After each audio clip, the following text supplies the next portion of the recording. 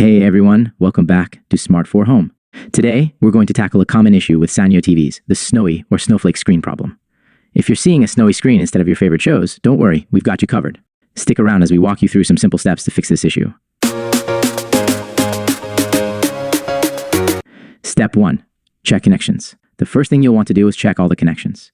Ensure that the HDMI or other cables are securely plugged into both your TV and your source device, such as a cable box or streaming device. Sometimes, a loose connection can cause the screen to display snowflakes or static. Step 2. Reset your TV.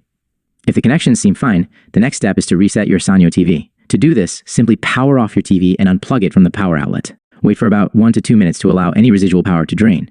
Then, plug your TV back in and turn it on. This can often resolve minor software glitches that cause display issues. Step 3. Check signal source.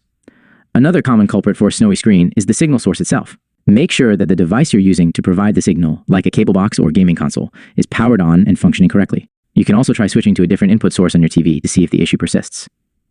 Step 4. Adjust picture settings. If the snowy screen continues, it might be a problem with the TV's picture settings. Navigate to your TV's menu and find the picture settings. Look for options like brightness, contrast, and sharpness. Sometimes adjusting these settings can clear up the snowy screen and improve picture quality.